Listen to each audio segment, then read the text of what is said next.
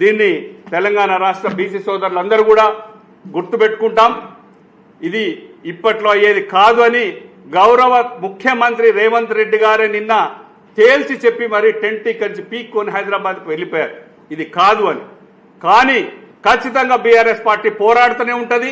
మా నలుగురం ఉన్నా సరే మా రాజ్యసభలో మా గొంతు వినిపిస్తూనే ఉంటాం. మీరు పెట్టండి పార్లమెంట్లలో, మేము సపోర్ట్ చేస్తాం.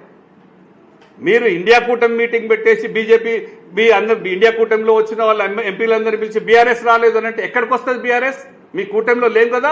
మేము పోరాడతాం, మా శక్తి కొర పోరాడి మేము బీసీలకు ఖచ్చితంగా రిజర్వేషన్ ఎట్లయితే తేవాలో అనితర సాధ్యమైన తెలంగాణ రాష్ట్రాన్ని సాధించినటువంటి కేసీఆర్ గారు బీసీ రిజర్వేషన్లు ఎట్లా వస్తుందో మాకు తెలియదా? వారు ఖచ్చితంగా దిశానిర్దేశం చేస్తారు. బీసీల కోసం కొట్లాడతాం. బీసీలు మాతోనే ఉంటారు. మిమ్మల్ని ఇంకా నమ్మరు. ఒకసారి మోసపోయారు, ఇంకా మరొకసారి మళ్ళీ ఓట్లు వేయడానికి సిద్ధంగా లేరు. మీరు ఎన్ని జిమ్మికులు చేసినా కుదరవు రేవంత్ రెడ్డి గారు, ఇది గుర్తుపెట్టుకోవాలి. Thank you.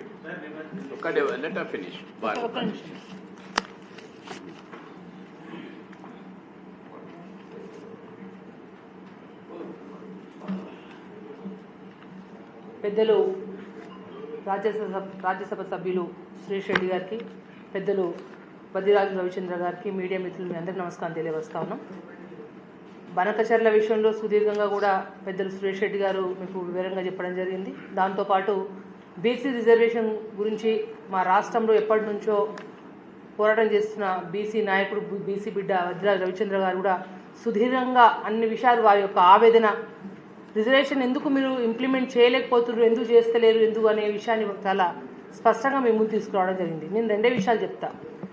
అసలు నిన్న ఏదైతే జంతర్ మంతర్ దగ్గర వాళ్ళు ధర్నా పెట్టిండ్రో, మొన్న 2 రోజుల మొత్తం అంటే 2-3 రోజుల క్రితం ఏం చేసిండ్రు, హైదరాబాద్లో ఓ ట్రైన్ జెండా ఊపి మేము ఇక్కడ వచ్చి పెద్ద ఎత్తున చేస్తున్నాము, స్తంభింపజేస్తున్నాం అని చెప్పి ఏదో షో ఆఫ్ చేసి ఏదో డ్రామా చేసి తిప్పి కొడితే 200-300 మంది ఒక ముఖ్యమంత్రి సాక్షాత్ వారు వచ్చి ధర్నా చేస్తే 200-300 మంది కూడా లేకుండా ఏదో తూతూ మంత్రంగా బీసీ నాయకులు అంటే బీసీ బిడ్డలంటే మాకు ప్రేమ ఉంది, రిజర్వేషన్ ఏదో కొట్లాడుతుందని చెప్పేసి మీరు హైడ్రామా ఏ చేసిండ్రో ఫస్ట్ అది అట్టరీ ఫ్లాప్. అది ఎందుకంటే వాళ్ళకి చిత్తశుద్ధి లేదు కాబట్టి వాళ్ళు ఏదైతే ఇప్పుడు గవర్నర్ దగ్గర ఏదైతే ముసాయిదా పెట్టిండ్రో అసలు వాస్తవంగా వాళ్ళు ఇంతైనా జ్ఞానం ఉందా?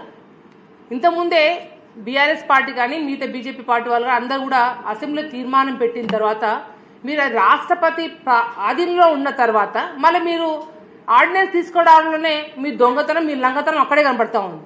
మీరు ఇప్పుడు గవర్నర్కి ఆర్డినెన్స్ మళ్ళీ పంపించారు కాబట్టే రాష్ట్రపతి ఆధీనంలో పెండింగ్లో పడ్డది. మీకు నిజంగా చిత్తశుద్ధి ఉంటే రేవంత్ రెడ్డి గారు మీ పార్టీ ఏం చేయాలి?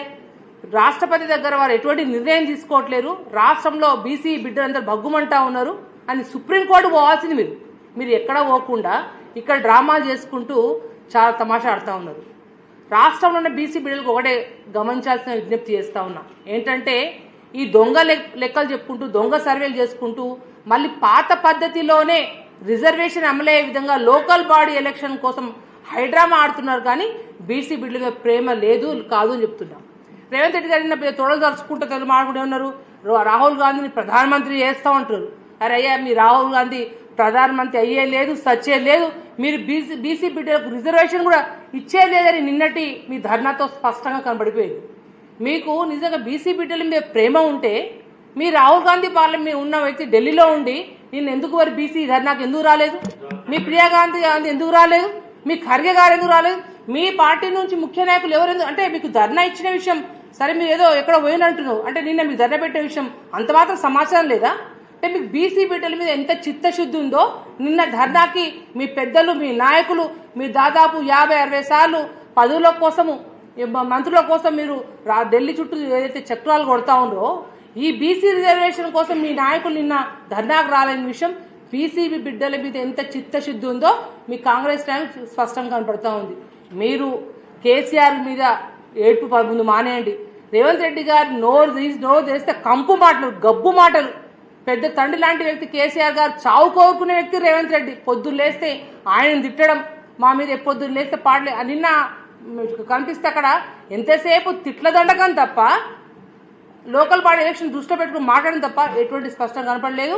మేము తెలంగాణ రాష్ట్ర ప్రజల తరఫున ఒక్కటే అడుగుతున్నది ఒకటే, ఏదైతే 9 మీకు కనీసం కొంచెమైన సెన్స్ లేదు. ఏంది ఏదైతే మీరు ఆర్డినెన్స్ తీసుకొచ్చిరో 9వ షెడ్యూల్లో దీన్ని చేర్చాలనే పాయింట్ ఇంక్లూడ్ చేయకుండా మీరు ముసాయిదాన్ని మీరు దాన్ని పంపించినంటే ఎంత చిత్తశుద్ధి ఉందో మనకు కనపడతా ఉంది. ఇప్పటికైనా సరే మీరు ఖచ్చితంగా దాన్ని న్యాయ పోరాటం చేయండి. తెలంగాణ రాష్ట్రంలో ఉన్న బీసీ బిడ్డలకు మీరు ఏదైతే కామారెడ్డి డిక్లరేషన్ చెప్పిన మాటల్ని మీరు ఖచ్చితంగా వాళ్ళకి ఇవ్వాల్సిన బడ్జెట్ ఇవ్వండి. 42% చేసి అయితే డిమాండ్ చేస్తూ ఉన్నారో అది ఖచ్చితంగా నెరవేరే వరకు బీఆర్ఎస్ పార్టీ ఢిల్లీలో మా వాళ్ళు ఆ నలుగురు చనిపోయినప్పుడు నలుగురు మోస్తారు. ఈ నలుగురు ఖచ్చితంగా బీసీ బిడ్డల కోసం ఇక్కడ పోరాటం చేస్తారని చెప్పి బీఆర్ఎస్ పార్టీ పక్షాన మేము అందరం కోరుతా ఉన్నాం. ధన్యవాదాలు. ఒక ముఖ్యమైన విషయం ఏంటంటే నిన్న రేవంత్ రెడ్డి గారు ముఖ్యమంత్రి గారు